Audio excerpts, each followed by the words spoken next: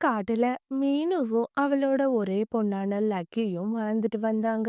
Lucky பிறந்து இன்னையோட 1 வருஷம் முடிய போகுது. ஆனாலும் லக்கிக்கு தன்னால பறக்கவே தெரியாது. அதனால அவளுக்கு தேவையான உணவுப் பொருட்கள் எல்லாத்தையுமே மீனுக்குருவி தான் எடுத்துட்டு வந்து கொடுப்பா. மறுநாள் காலையில பொழுதும் விடிஞ்சது. காட்டுல இருக்கிற பறவைங்க எல்லாரும் சுவையான பழங்களை தேடி பக்கத்துல இருக்க காட்டுக்கு போவாங்க. மீனுக்குருவி எப்பவுமே பக்கத்து காட்டுக்கு போனதே கிடையாது. அந்த காட்டுலயே கிடைக்கிற நெல்மணிகளையும் தானியங்களையும் எடுத்துட்டு வந்து தன்னோட பொண்ணுக்கு கொடுப்பா. ஆமா, எனக்கு தெரியும். எல்லா பறவைங்களும் எவ்ளோ சந்தோஷமா, ஒத்துமையா பக்கத்து காட்டுக்கு போறாங்க. ஆனா நீங்க மட்டும் எனக்காக கிடைக்கிற சின்ன சின்ன தானியங்கள எடுத்துட்டு வர்றீங்க. உங்களுக்கும் சுவையான பழங்கள சாப்பிடணும்னு தோணும்லம்மா? இங்க பாருமா, நீ எதுக்காக இத பத்தி கவலைப்படுற? அம்மாவும் நீயும் கூடிய சீக்கிரமே பக்கத்து காட்டுக்கு பறக்க தான் போறோம். நாமளும் அங்க இருக்கிற பழமரங்கள்ல இருந்து சுவையான பழங்களை பறிச்சு சாப்பிட தான் போறோம். இத நினைச்செல்லாம் நீ கவலைப்படக்கூடாது லக்கி. அம்மா, எனக்கு வீட்டுக்குள்ளேயே இருக்கிறதுக்கு ரொம்ப போர் அடிக்குதும்மா. நாளையில இருந்து என்னையும் நீங்க உங்க கூடவே கூட்டிட்டு போங்களேன். அம்மாவால உன்னை என் கூட கூட்டிட்டு போக முடியாது. நான் போற இடத்துல உனக்கு நிறைய ஆபத்து நடக்கலாம். அதனால ஒண்ணு பண்றேன். உன்னோட நண்பர்கள் கிட்ட உன்னை கூட்டிட்டு போய் விடுறேன். நீ அவங்க கூட சேர்ந்து விளையாடு. சரியா? அப்படின்னு சொன்னா. இது கேட்ட லக்கி ரொம்பவே சந்தோஷப்பட்டா. பிறகு மறுநாள் காலையில பொழுது விடிஞ்சதும் மீனு குருவி ஒரு கூடையில வச்சு தான் பொண்ணை தூக்கிட்டு அவளோட நண்பர்கள் கிட்ட வந்து விட்டா. நண்பர்கள் எல்லாரும் இவ கூட ஒன்னா விளையாடுவாங்கன்னு லக்கி ரொம்பவே சந்தோஷமா இருந்தா. ஆனா அங்க இருக்கிற பறவைங்க யாருமே இவ கூட சேரவே இல்ல. என்ன லக்கி, புதுசா வீட்டை விட்டு வெளியில வந்திருக்க? உனக்கு தான் பறக்க முடியாது. எப்படி நீ எங்க கூட விளையாடுவ? இந்த மாதிரி ஒரு நொண்டியா நான் இருந்தேன்னா என்னைக்கோ அந்த கழுகுக்கு உணவாக்கி இருப்பேன். ஆனா உங்க அம்மா என்னமோ உன்னை ரொம்ப பாதுகாப்பா வளர்த்துட்டு வராங்க. உன்னை வளர்க்கறதால உன் அம்மாவுக்கு எந்த பிரயோஜனமுமே கிடையாது. அப்படின்னு சொல்லி ஜக்கு ரொம்பவே மோசமா அவளை கிண்டல் பண்ணி பேசினான். பிறகு சாயங்கால பொழுதும் வந்தது. மீனு தான் பொண்ணை கூட்டிட்டு மறுபடியும் வீட்டுக்கு வந்தா. வீட்டுக்கு வந்த லக்கி அழுதபடியே இருந்தா. என்னம்மா லக்கி, இன்னமும் காட்டுல நடந்ததையே பத்தி யோசிச்சுட்டு இருக்கியா? ஆமாம்மா, ஜக்கு சொன்ன மாதிரி என்னால உங்களுக்கு எந்த பயனுமே இல்ல. தேவையில்லாத அவமானமும் மன கஷ்டமும் மட்டும்தான் இருக்கு.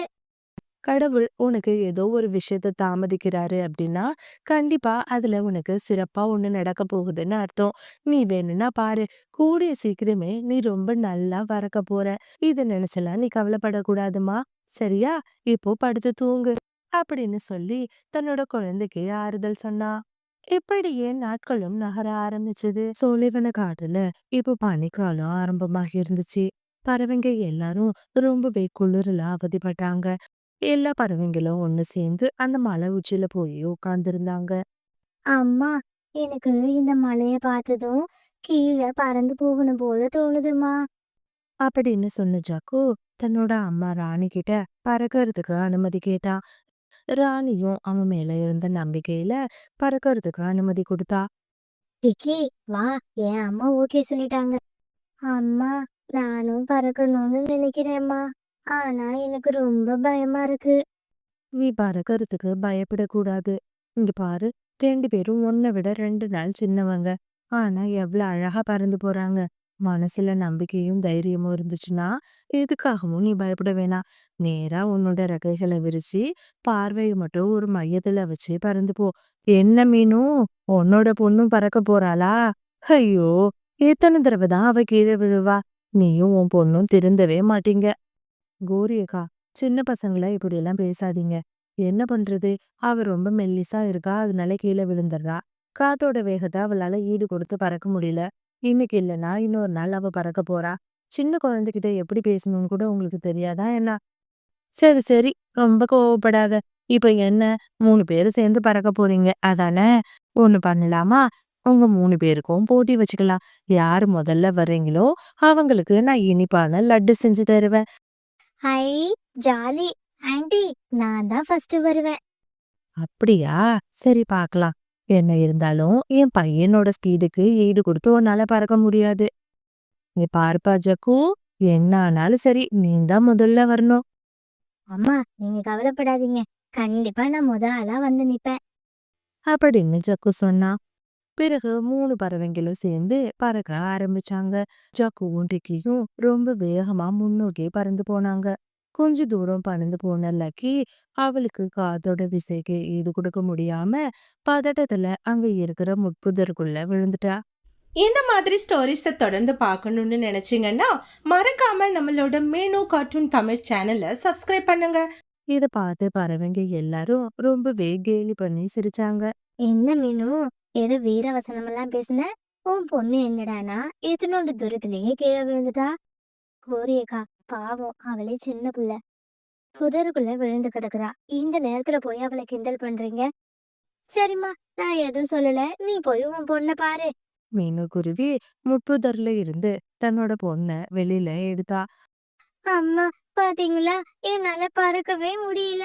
இங்க பாருங்க, என்னோட நண்பர்கள் எவ்வளவு தூரம் பறந்து போறாங்கன்னு.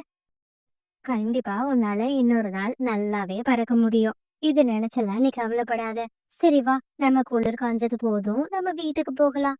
அப்படின்னு சொல்லி தன்னோட பொண்ண கூட்டிக்கிட்டு வீட்டுக்கு வந்தா. பிறகு அன்னைக்கு ராத்திரி பொழுதும் வந்தது. என்னாச்சு லக்கி, ஏன் இன்னும் தூங்காம இருக்க? ஏம்மா, உடம்புக்கு எதுவும் முடியலையா என்ன? அதெல்லாம் இல்லம்மா, மனசுதான் ரொம்ப கஷ்டமா இருக்கு. என்னோட நண்பர்களால பறக்க முடியுது, ஆனா என்னால பறக்க முடியல. இன்னும் எத்தனை நாளைக்கு தான் இந்த கேலி கிண்டல் அவமானத்தெல்லாம் நான் தாங்க போறேனே தெரியல. அம்மா, ஒருவேளை என்னால பறக்க முடியாமலே போயிடுச்சுன்னா? அதெல்லாம் இல்லம்மா, நீ அப்படியெல்லாம் யோசிக்காத. கண்டிப்பா உன்னால பறக்க முடியும். நாம பறக்கறதுக்காகவே உருவாக்கப்பட்டவங்க கடவுளால. அப்படி இருக்கும்போது எப்படி பறக்க முடியாம இருக்கும்? நீ எதை பத்தி யோசிக்காம படுத்து தூங்கு. அப்படின்னு சொல்லி தன்னோட பொண்ணுக்கு ஆறுதல் சொன்ன. மறுநாள் காலையில பொழுது விடிஞ்சதும் மீனுக்குருவி நல்லா அசந்து தூங்கிக்கிட்டு இருந்தா. அங்கிருந்து கிளம்பின நக்கி அந்த மலை உச்சிக்கு போனா. பிறகு அந்த மலையிலிருந்து பக்கத்துல இருக்கிற மரத்துக்கு பறந்து பார்த்தா. ரொம்பவே அழகா அவ பறக்க ஆரம்பிச்சா. ஐ, நம்மளால பறக்க முடியுது. இந்த தடவை நாம கீழே விழாம பறக்கிறோம். ரொம்ப சந்தோஷமா இருக்கு. பிறகு அங்கிருந்து தூரத்தை அதிகப்படுத்தி கொஞ்ச தூரம் பறந்து போனா. அதுக்கப்புறமா அவளோட வீட்டுக்கு ரொம்ப சந்தோஷமா அவ பறந்து வந்தா. இன்னைக்கு நான் ரொம்பவே நல்லா பறக்க கத்துக்கிட்டேம்மா. தங்கம், நான் தான் சொன்னேன்ல, உன்னால கண்டிப்பா முடியும். சரிம்மா, அப்படின்னா நான் என் நண்பர்கள் கிட்ட பறக்க கத்துக்கிட்ட விஷயத்த மட்டும் சொல்லிட்டு வரனே. டிக்கி, சக்கு, உங்களுக்கு ஒண்ணு தெரியுமா? என்னால உங்கள மாதிரி பறக்க முடியும். இவ்ளோ தூரம் நான் பறந்துதான் வந்தேன். ஏய், சும்மா பொய் சொல்லாத. உங்க அம்மா கொண்டு வந்து விட்டிருப்பாங்க. எனக்கு தெரியாதா உன்னை பத்தி? இல்ல சக்கு, நிஜமாவே நான் பறந்துதான் வந்தேன். எங்க பறந்து காட்டு பாப்போம். அப்படின்னு சொன்னா. பிறகு அங்கிருந்து ரொம்ப தூரம் பறந்து காட்டினா. இத பார்த்து ஜக்குவுக்கு ரொம்பவே பொறாமையா இருந்துச்சு. சரி வாடிக்கி, நாம 2 பேரும் போய் அந்த பக்கம் விளையாடலாம். பிறகு 2 பேரும் சேர்ந்து பறக்க ஆரம்பிச்சாங்க.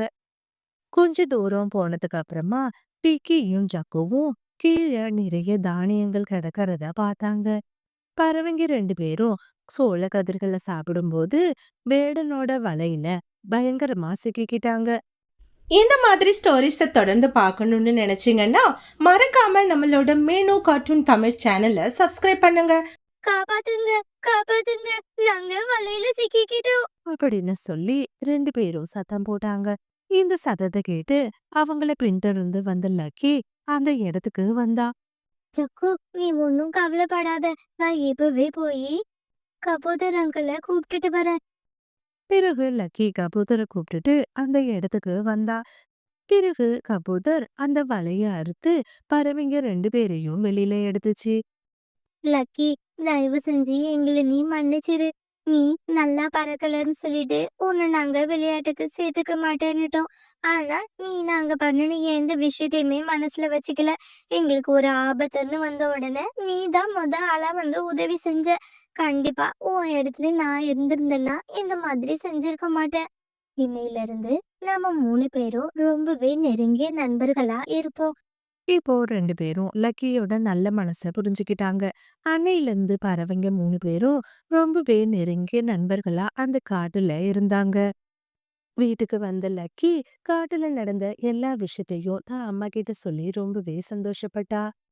நான் சொன்னேன்ல, கடவுள் உனக்காக ஒரு நல்ல பரிச குடுக்க போறாருன்னு. இப்போ உன்னோட நல்ல மனச உன் நண்பர்கள் எல்லாரும் புரிஞ்சுக்கிட்டாங்க. என்ன லக்கி, இத நினைச்சு உனக்கு ரொம்ப சந்தோஷம் தானே? இப்போ லக்கி பறக்க ஆரம்பிச்சதால மீனுவும் லக்கியும் சேர்ந்து இனிப்பான பழங்களை தேடி பக்கத்து காட்டை நோக்கி பறக்க ஆரம்பிச்சாங்க. இந்த ஸ்டோரி உங்களுக்கு பிடிச்சிருந்துச்சுன்னா லைக் பண்ணிட்டு, இந்த மாதிரி ஸ்டோரிஸை தொடர்ந்து பார்க்கணும்னு நினைச்சீங்கன்னா மறக்காம நம்மளோட மீனு கார்ட்டூன் தமிழ் சேனலை சப்ஸ்கிரைப் பண்ணுங்க.